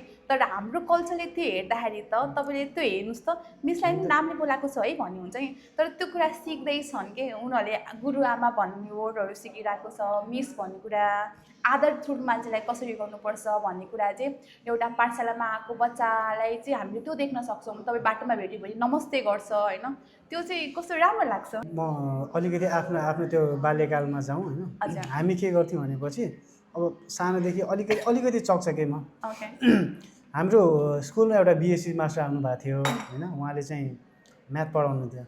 मेरो चाहिँ एकदमै धेरै डिफिकल्ट विषय भन्दा फेरि म्याथ सुरुदेखि होइन। अनि एउटा होमवर्क खत्रै दिनुभएको थियो कि भोलिलाई यो गरेर लिएर आउनु है भनेर। त्यति बेला अहिले जस्तो इन्टरनेटको जमाना चाहिँ थिएन। अनि त्यो गर्न बिर्सिएछ अथवा भोलि बिहान गर्छु भन्दै पछि गर्छु भन्दै स्कुल लाग्ने टाइममा आइसक्यो। के सल्लाह गऱ्यौँ भने चाहिँ हाम्रो त्यो टोलबाट जाने बच्चाहरू 4-5 जना आज स्कुल नजाऊँ बङ्क हान्दिउँ भनेर होइन। अनि त्यसपछि हामी के गर्यौँ भने चाहिँ त्यही घर अलिक पर गएर बाटो माथिबाट त्यो झ्याङ त्यति हुन्छ नि, त्यो झ्याङ सानो बुट्टाहरू त्यहाँभित्र गएर हामीले त्यो घरकुटी के माटोको भाँडा बनाउने यताउति गर्दै त्यो दिन हामी त्यही सखा पाल्यौँ। ठ्याक्क अब त्यो छुट्टी हुने बेलामा चाहिँ अब त घर त फर्किनु पऱ्यो। कसरी फर्किने, अब एक्लै लुरु जाँदा त घरमादेखि थाहा पाउँछन्। जब स्कुलको बच्चाहरू आउँछन् त्यो बेला चाहिँ हामी उनीहरूसँगै जानुपर्छ भनेर त्यसै प्लान बनाइदिउँ। अनि के गर्दै हामी स्कुलको बच्चा आयो कि आएन भने यसो तल हेरेर जाने बेला ठ्याक्क त्यति बेला हाम्रो हेडमास्टर चाहिँ गइरहनु भएको रहेछ।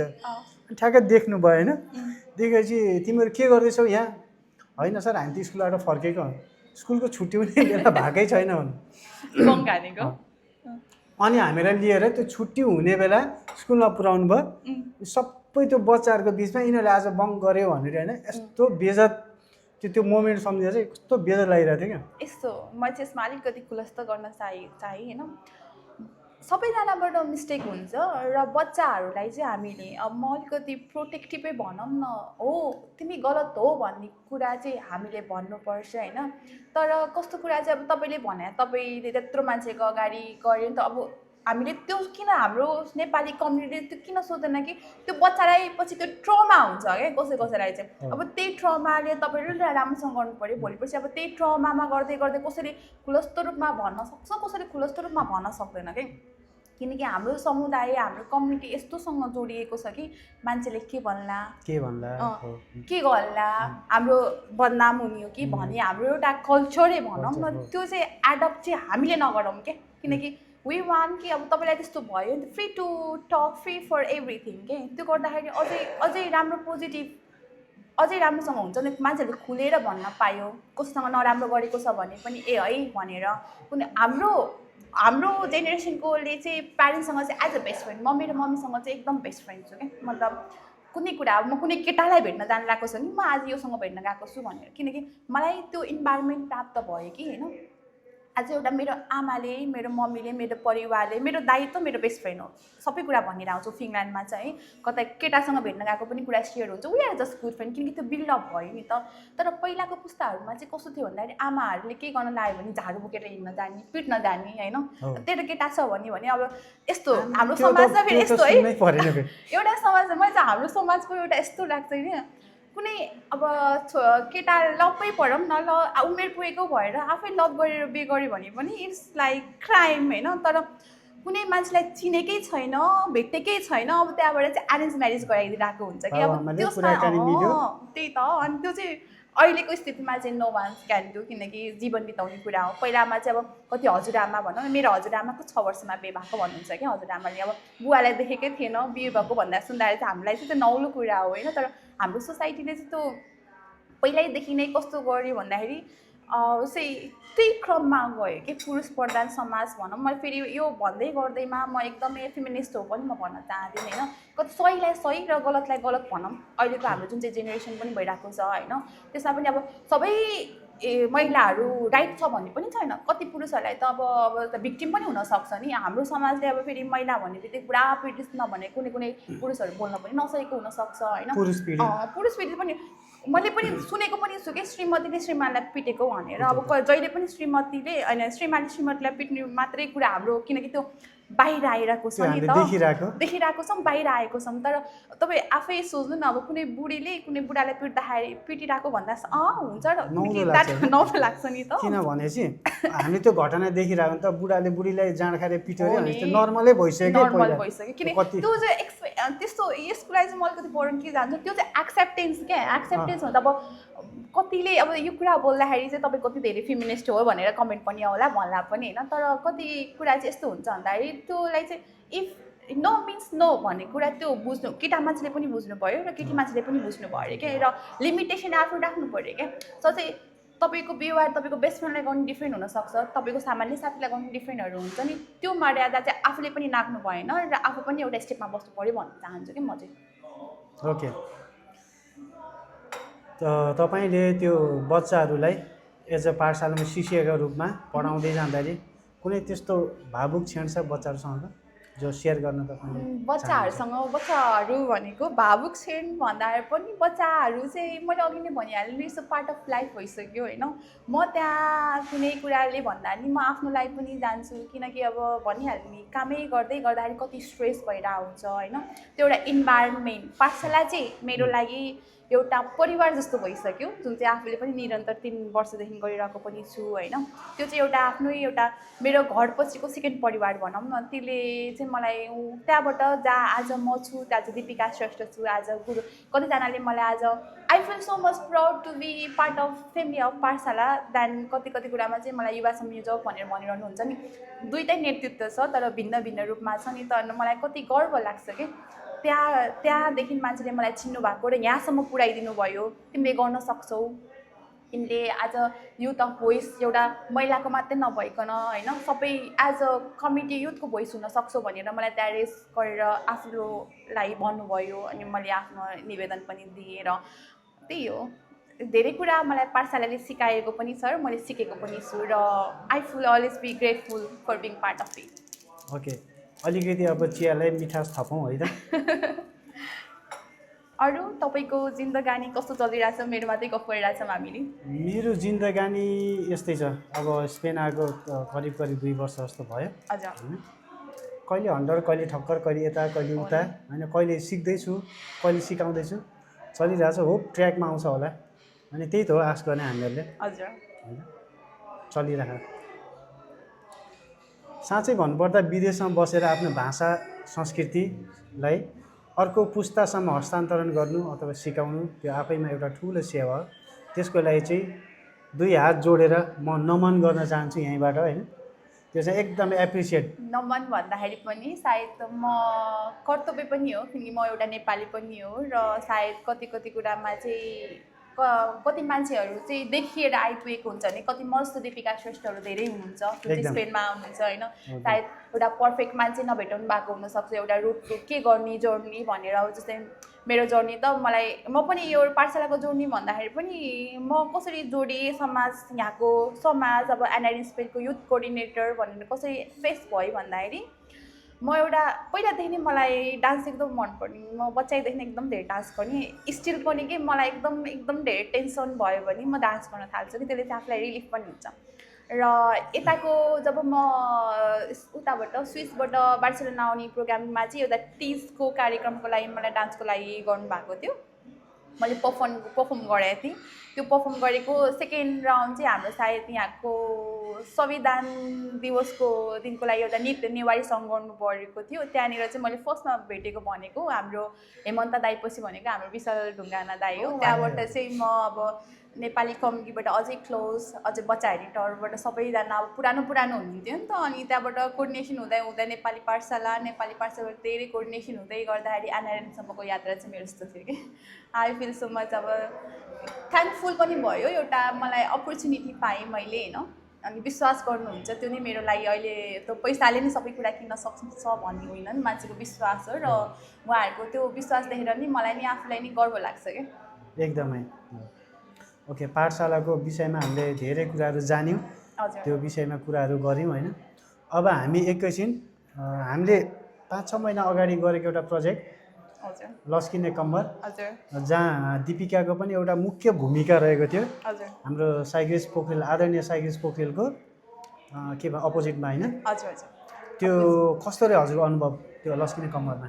सर्वप्रथम चाहिँ म हाम्रो सम्पूर्ण टिम, हाम्रो डिरेक्टर प्रवीण सर, अनि हाम्रो विशान भाइ लगायत सम्पूर्ण टिम, हाम्रो हजुर पनि हुनुहुन्थ्यो, सायद हाम्रो बहिनीहरू, सबैलाई चाहिँ म धेरै नै थ्याङ्कफुल भन्न चाहन्छु किनकि मलाई त्यो अवसर दिनुभयो। र दीपिका श्रेष्ठ एज अब जसरी देखिएको छ भिडियोमा एज अ पार्टनर अफ साइग्रेस सरको रूपमा काम गर्दाखेरि मैले धेरै कुरा सिकेँ, धेरै कुरा अनुभव पनि गरेँ। अनि जस्तै अब भनिहाल्यौँ नि त्यो जर्नी चाहिँ वाज सो मच फन, किनकि हामी सबैजना तपाईँ पनि हुनुहुन्थ्यो, सायद हाम्रो विशान भाइ पनि भयो, प्रवीण सरहरू पनि भन्नुभयो कति दिनको सुटिङ थियो, ड्रेसको कोअर्डिनेसन गर्नुपर्ने थियो, उसको ड्रेस के होला उसको ड्रेस के होला भनेर त्यो दुवैजनाको ड्रेस मिलाउनु पर्ने थियो। मान्छेले त म्युजिक भिडियो होइन हेऱ्यो सक्यो के कति सजिलोसँग, किनकि अब त्यसमा पनि कति गाह्रो हुन्छ नि त। अब कसैको मेकअपलाई वाच गर्नुपर्ने हुन्थ्यो। यहीँबाट मैले सम्झेँ, हाम्रो मेकअप आर्टिस्टलाई पनि सम्झेँ होइन, अन्त हाम्रो त्यो अर्को बहिनीलाई पनि सम्झेँ। उहाँहरूको योगदान पनि धेरै छ नि त। पछि हामीलाई सपोर्ट गर्ने पछाडिको क्यामेराम्यानहरूदेखि लिएर आएर पनि सबैजनालाई चाहिँ एउटा स्ट्रङ टिम, कति कुराहरू सिकियो पनि। अब रातिको सुटिङ थियो, कसलाई जाडो थियो, अनि त्यसमाथि भनेको बिचको सुट गर्नुपर्ने थियो। अब कति त्यो कारको सुटको थियो, अब कति अब नेपाल होइन नि त, यहाँ त अब अलिकति तलमाथिकै भयो भने अनि जुन त एउटा एक्सनको रूपमा लिनुपर्छ आफ्नो नेपाल भयो हुन्छ भनेर ट्राफिक नियमले नै पुरा उल्लङ्घन गरेर मान्छे त नेपाली त हुने भन्छ नि, तर हामी त यहाँ त ल अनुसार बस्नुपर्ने हुन्छ नि त। एउटा त्यो चाहिँ I feel so much blessed to be part of लस्किने कम्मर। रमाइलो पनि भयो, इन्टरटेनमेन्ट भयो, एउटा सम्बन्धहरू भाइ बहिनीहरू गाँसिँदै गयो, मान्छे चिनिँदै गयो, त्यही भन्न चाहन्छु। म सम्झन्छु एक दिन हाम्रो सेकेन्ड सिनको चाहिँ सुटिङ थियो होइन, दिपिका चाहिँ काममा थियो, यो ड्रेसिङ कोडको लागि डोलमा बहिनीको त्यो लङ सुज लाउनु पर्ने थियो, लामो जुत्ता होइन। त्यो बेला चाहिँ यस्तो टाइम त्यो हिजो नै त्यो खबर गर्नुपर्ने कुरा भोलि बिहान आएर 1 घन्टा अगाडि ल त्यो ड्रेस कोड चाहिँ दिपिकाको वहाँ छ अरे स्टोरमा भनेर प्रवीण दाइले भन्नुभयो होइन। ला हो र अनि डोलमाले उताबाट फोन गरेर दाइ म त आउन ढिलो हुन्छ होला हजुरले के गर्नु त्यो ऊ चाहिँ लिएर गइदिनु है भनेर फोन गरिन्।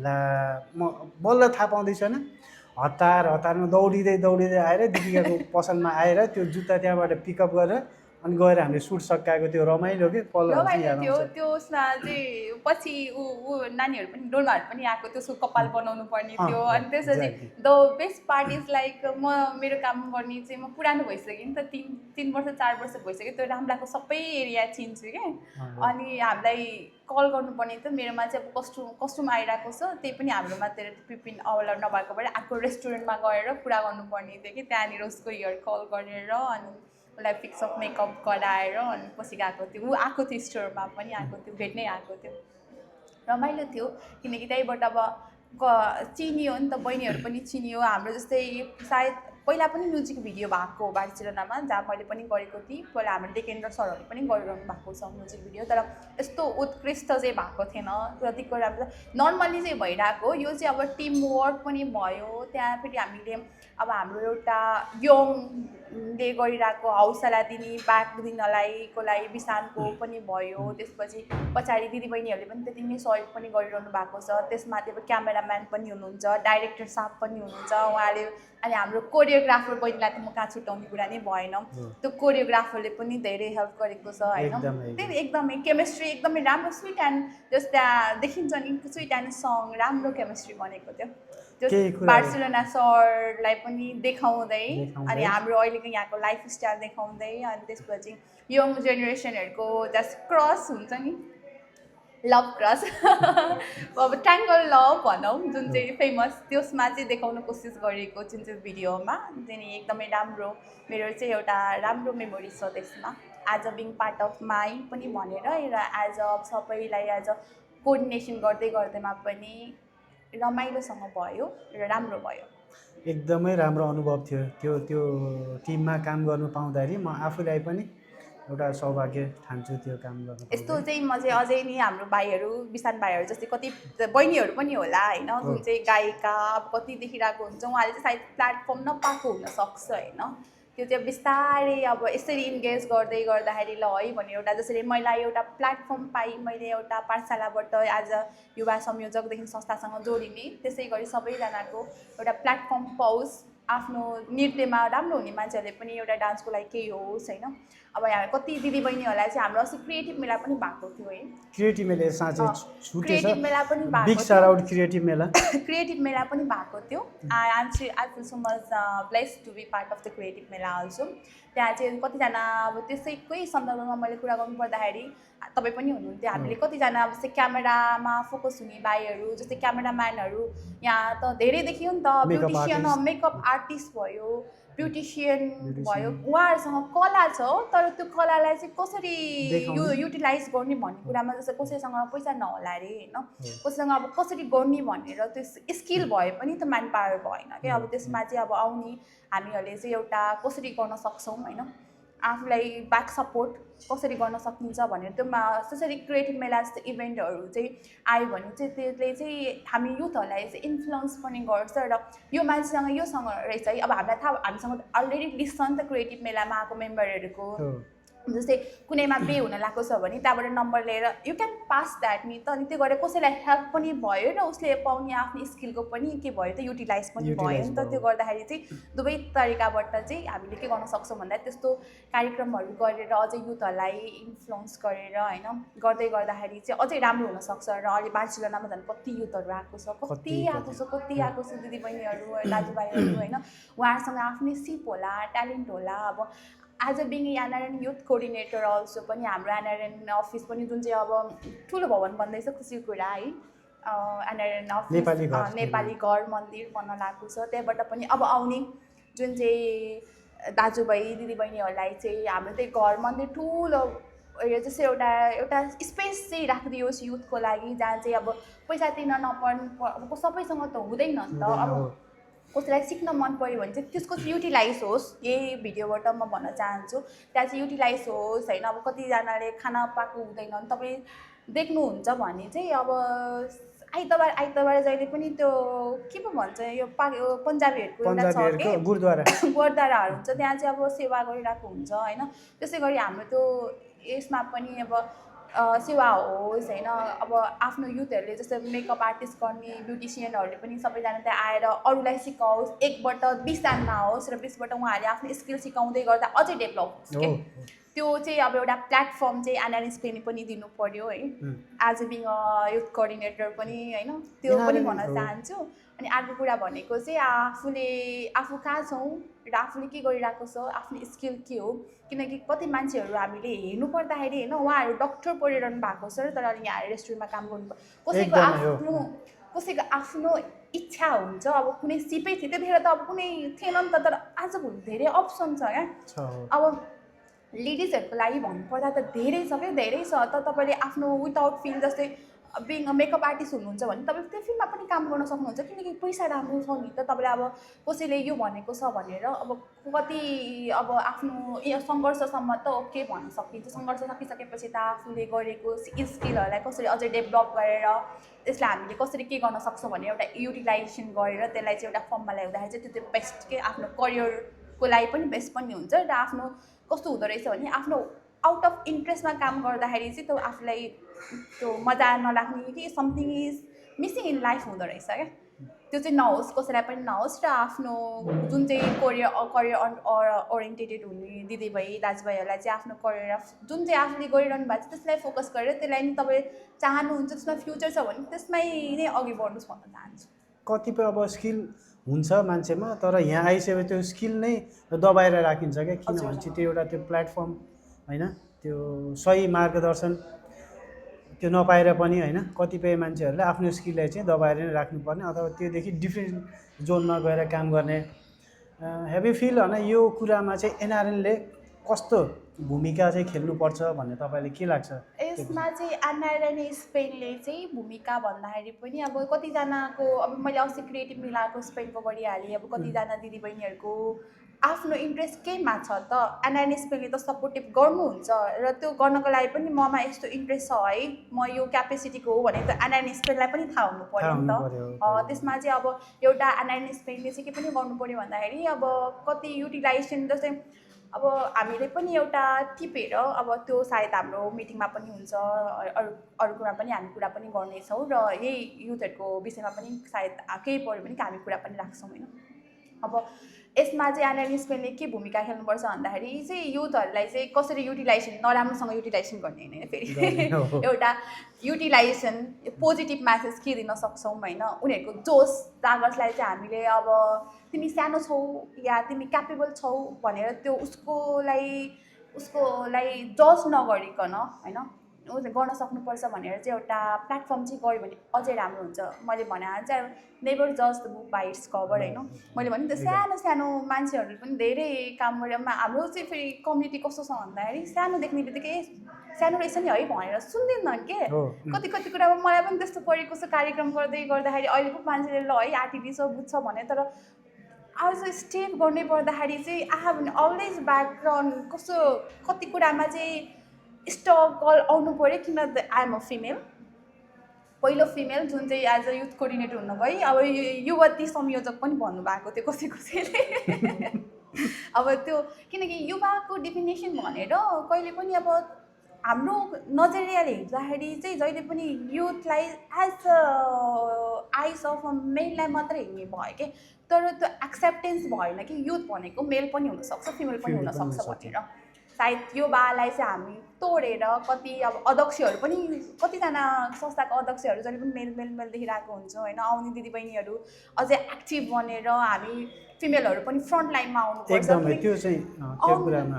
आउनुपर्छ किनकि जुन छोरी मान्छेले घर सम्हाल्न सक्छ फ्यामिली सम्हाल्न सक्छ परिवार सम्हाल्न सक्छ भने समाज पनि अवश्य सम्हाल्न सक्छ नि त्यसको लागि प्रेरणा दिने हामी छौँ हामीभन्दाको पछाडि दिदीबहिनीहरू हुनुहुन्छ त्यसमा चाहिँ तपाईँले आफूले सेल्फ कन्फिडेन्स पनि हुनु पऱ्यो र म गर्न सक्छु भनेर आफ्नो बाटो चाहिँ बिताउनु भएन भन्न चाहन्छु म अलिकति भूमिका बाँधेँ है त यो एनआरएनको विषयमा यो चाहिँ एनआरएनए भनेको त एउटा यस्तो संस्था हो विदेशमा रहेर होइन हाम्रो एउटा अभिभावक भोलि बिहान ठुलै केही समस्या पर्यो भनेपछि कहाँ जाने त होइन नेपालको परराष्ट्र मन्त्रालयमा ढोका खटखटाउनु त यहाँबाट असम्भव नै जस्तो छ। त्यो भन्दै गर्दाखेरि एनआरएन त एउटा अहिलेको अवस्थामा एउटा अभिभावकको भूमिका त गरि पनि रहनु भएको छ, कतिपय कुराहरू सहज गरिदिनु भएको छ होइन। त्यो एनआरएनए टिममा भोलि अनि महिला दिदीबहिनीहरूलाई दावेदार भएको देख्न चाहनुहुन्छ त्यसमा? अफकोर्स नि, म त मैले चाहियो भने त अध्यक्ष पनि हाम्रो आउने यसमा चाहिँ दिदीबहिनी नै उठाउँ भन्न चाहन्छु क्या, किनकि एउटा एनआरएन स्पेन भनेको तिम्रो पनि होइन मेरो पनि होइन, हामी सबै नेपाली कम्युनिटीको हो कि। र त्यहाँभित्र बस्ने मान्छेहरू चाहिँ होला बाहिर आफ्नो दल होला, कुनै राजनीतिक स्वरमा लाग्नु भएको छ होला, तर त्यहाँ छुट्टै हो। तर तपाईँ एनआरएन स्पेन भनेर चाहनुहुन्छ भने तपाईँ एउटा नेपाली हुनुहुन्छ, नेपाली, त्यो पनि यत्रो स्पेनमा बस्ने मान्छेहरूको एउटा गार्जियनको रूपमा हुनुहुन्छ होइन। कतिजनाले अस्ति भर्खरै हाम्रो एउटा घटना घटेको छ जहाँ चाहिँ हाम्रो राजेश श्रेष्ठजीको देहान्त भएको छ, त्यहाँ पनि अब उहाँको लास पुर्याउनको लागि पनि एनआरएन स्पेन एउटा अभिभावकको रूपमा लेख्नु भएको छ। पहिला पनि पदम घिमिरे जस्तो जतिहरू घटनाहरू जुन चाहिँ अहिले आएको, धेरै जस्तो हाम्रो नेपाली दाजुभाइ दिदीबहिनीहरू त पाकिस्तानी कुनै रेसिस गर्न खोजेको होइन, तर कति कुरामा दबिएको छ, कुनै पार्लियामेन्टको केसमा कति कुराहरू हुन्छ। मान्छेले हेर्दाखेरि चाहिँ हामीलाई चाहिँ एज अ बिङ एनआरएनको मेम्बर चाहिँ केही फाइदा छ कि जस्तो लाग्छ कि, त्यसमा चाहिँ केही पनि फाइदा छैन है। हामी चाहिँ यहाँ हजुरहरूको सेवाको लागि छौँ होइन। हजुरहरूलाई केही तलमाथि भयो भने एज अ एनआरएन स्पेनको परिवार हामी छौँ है, हामी हजुरहरूको लागि हौ भनेर एउटा हौसला प्रदान गर्दै गर्दा I feel so much grateful कि अहिले हाम्रो एनआरएन टिममा सबै युथहरू हुनुहुन्छ। जस्तै हाम्रो प्रवीण सरहरू हुनुहुन्छ, उहाँले इन्फर्मेसनहरू दिइरहनु भएको छ, जुन चाहिँ अहिलेको मास रेगुलेसनमा चाहिँ इट्स सो मच इम्पोर्टेन्ट के। अब कतिलाई चाहिँ कस्तो थाहा छ भने प्रचार प्रसार गरेको जस्तो भनेर भनिदिनुहुन्छ होला नि, त्यो होइन कि। तिमीलाई पो थाहा छ होला, मलाई पो थाहा छ होला, तर पछाडिको 40-50% कतिलाई थाहा छैन नि। त्यो मिडियाबाजी होइन होइन, त्यो मिडियाबाजी पनि होइन, तर मान्छे देख्दाखेरि चाहिँ अब कति गइरहेको भनेर त्यो एउटा काम गर्ने मान्छेलाई चाहिँ एउटा नेगेटिभ र पोजिटिभ दुइटै आउँछ, त्यो चाहिँ गाली र ताली दुइटै आउँछ क्या। अनि हाम्रो अध्यक्षज्यूले पनि एकदम राम्रो काम गरिरहनु भएको छ। उहाँले पनि अब नेपाल घर मन्दिरदेखि लिएर आएर धेरै कुरामा इन्फर्मेसनहरू दिइरहनु भएको छ, सहज गरिदिनु भएको छ, आफै भिडियो बनाएर पनि हाल्नुहुन्छ। हाम्रो महिला संयोजक हुनुहुन्छ, हाम्रो सबै दिदी होइन, अनि हाम्रो जमुना दिदी उपाध्यक्ष, हाम्रो उपाध्यक्ष हाम्रो दीपक सरहरू हुनुहुन्छ, हाम्रो सुमन सर भयो, हाम्रो प्रहलाद सर हुनुभयो। उहाँहरू चाहिँ हाम्रो चाहिँ अहिलेको चाहिँ यङ ब्लड भनौँ न, यङ जेनेरेसनको यङ ब्लडहरू छ। त्यही भएर हामीले काम गऱ्यौँ भन्दाखेरि पनि हामीले गरेको हाम्रो कार्यकालमा भएको कामहरू तपाईँहरूले नि गर्ने हो क्या, जज गर्ने हो। जज गर्ने भन्दा नि मूल्याङ्कन गर्ने हो। र सायद गरिरहेको पनि छौँ र अझै पनि केही राम्रो कामहरू गर्नु बाँकी नै छ। त्यसको लागि चाहिँ अब सबैजनाले साथ सपोर्ट गर्नुहुन्छ भन्ने आशा एज अ एनआरएन स्पेनको युथ कोअर्डिनेटर, एज अ पाठशालाको शिक्षिका, सबै तर्फबाट चाहिँ एउटा हजुरको विश्वास र माया जित्न म एकदमै भइरहेको भएर चाहिँ I feel so much thankful. अहिले पनि थ्याङ्कफुलै छु म। जर्नी टु द स्पेन भनौँ न अब। ओके दीपिका, हजुर, अब हामी सबै कुरामा भूमिका बाँधिसकेपछि लगभग हामी अब पडकास्टको अन्तिमतिर पनि छौँ। थोरै हामी फनी क्वेसनतिर जाउँ है। हजुर हुन्छ। Are you excited? Okay, Nepali केटा कि स्पेनिस केटा? नेपाली केटा भनौँ, किनकि घरमा सिन्स लाइक भनेको भएर आई प्रिफर नेपाली, आफ्नै कल्चर। चिया बिना बाँच्न सक्नुहुन्छ या मोबाइल बिना? म चाहिँ मोबाइल चाहिँ म साइडमा राख्न सक्छु, चिया चाहिँ म चाहिँ एकदमै पिउने मान्छे, सायद आई प्रिफर चिया। ओके, एक दिनको लागि तपाईँ हजुर स्पेनको प्राइम मिनिस्टर बन्नुभयो भने पहिलो रुल के बनाउनुहुन्छ? पहिलो रुल्स भन्दाखेरि पनि अहिले इमिग्रेसन ओपन गर्नुभएको छ। अब उसमा चाहिँ अब मलाई स्पेनको चाहिँ एउटा के रुल्स चाहिँ मन पर्दैन भन्दाखेरि तपाईँ काम चाहिँ गर्न सक्नुहुन्छ होइन, अब विदाउट पेपर, तर फेरि समायो भने चाहिँ फेरि के हुन्छ त तपाईँलाई पैसा पेमेन्ट दिनुपर्ने हुन्छ कि अरू हुन्छ होइन।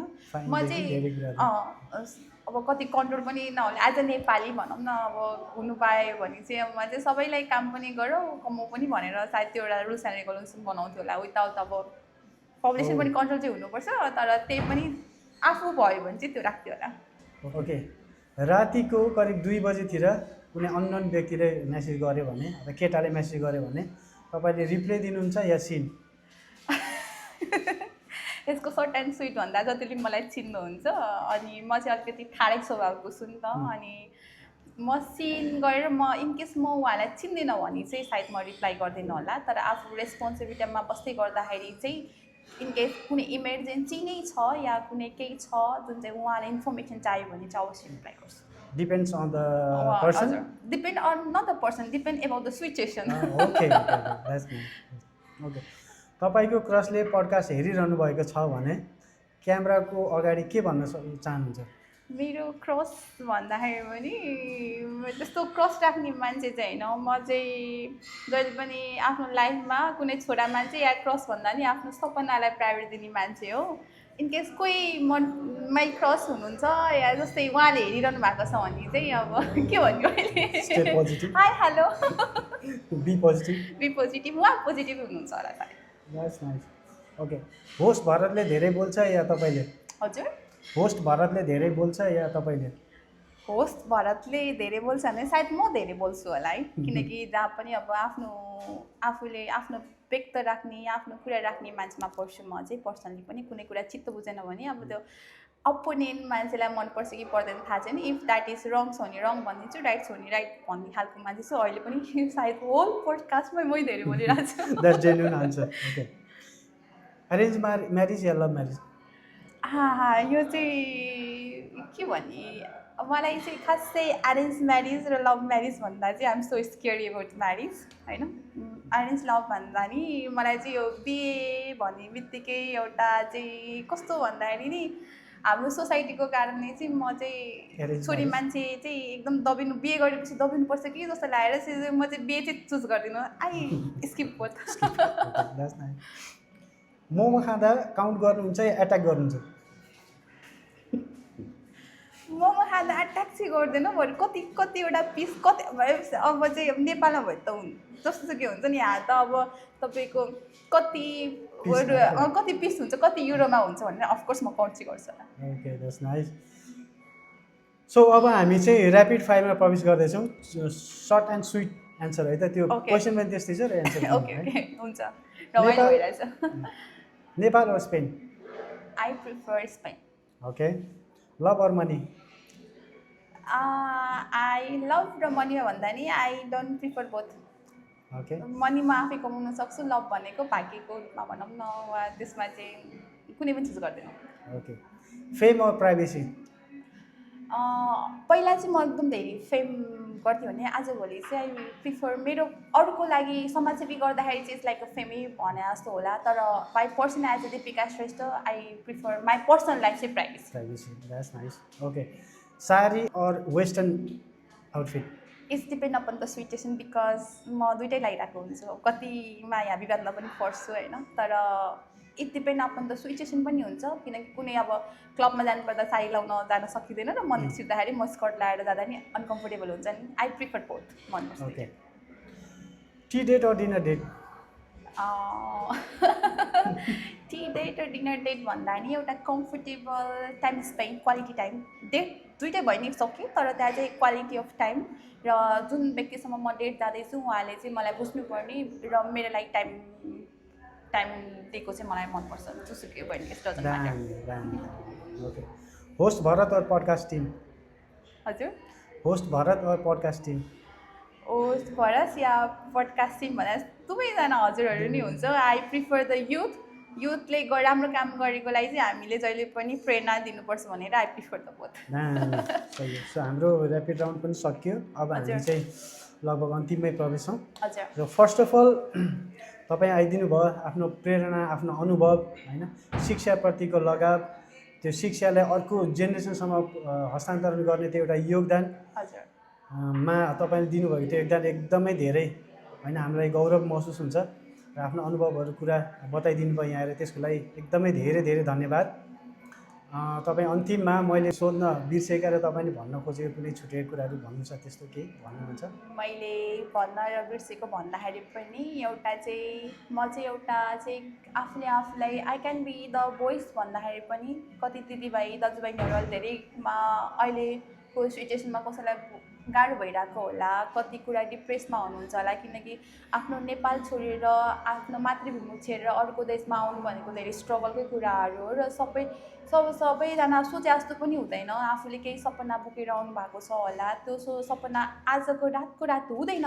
त्यसको लागि तपाईँले एउटा पेसेन्ट राख्नुपर्छ र आफ्नो सपनातिर लगनशील हुनुपर्छ र त्यसमा म पुग्छु है भनेर चाहिँ एउटा अठोट राखेर हुनुहुन्छ भने चाहिँ तपाईँ त्यहाँसम्म चाहिँ अवश्य पुग्नुहुन्छ। त्यही भएर आफूले गरेको कामहरूलाई चाहिँ तपाईँ निरन्तर दिनुहोला होइन, आफ्नो सपनालाई चाहिँ उडान दिनुहोला भन्न चाहन्छु। धन्यवाद। थ्याङ्क यू सो मच यो टाइम। Thank you. अन्तिममा जाँदै भर्खरै 2-4 दिन अघिको कुरा हजुर। के अरे श्रेष्ठजी, राजेश श्रेष्ठजी, मैले उहाँको नाम उच्चारण सायद अलिक प्रष्ट गरेन होला। नेपालबाट विदेश कतिपय सपना बोकेर आउनु भएको थियो होला, सपना पुरा नगर्दै बिच बाटोमा आफ्नो दुःखद देहान्त भयो। त्यसप्रति हामी पडकास्टको टिम तर्फबाट हार्दिक श्रद्धाञ्जली व्यक्त गर्न चाहन्छौँ। उहाँको परिवारप्रति पनि भगवान्ले धैर्य प्रदान गर्ने शक्ति प्रदान गरून् भन्दै आजको पडकास्टलाई यहीँ अन्त्य गर्ने अनुमति चाहन्छु। धन्यवाद मलाई अवसर दिनुभएको र मलाई पोडकास्टमा बोलाउनु भएको र मेरो दुई शब्दहरू मेरो स्ट्रगलदेखि लिएर आएर यहाँसम्मको मेरो यात्रा जुन चाहिँ हजुरहरूले अब सबैलाई देखाउनुहुन्छ होइन, त्यसको लागि चाहिँ म धेरै आभारी छु भन्न चाहन्छु। धन्यवाद। Thank you. र सम्पूर्ण दर्शकहरूलाई पनि धन्यवाद। आजको एपिसोड तपाईँले यदि मन पर्यो भने लाइक, सेयर, कमेन्ट गर्न नबिर्सिदिनु होला। यसै गरी चिया गफ विथ विजयसलाई माया गरिदिनुहुन्छ भन्ने आशा गरेछु। त्यही हो, अन्तिममा be positive, keep smiling, keep supporting and keep watching Chiya Gaff with Vijay. See you in next episode. Until then, goodbye. Thank you. Jai Nepal.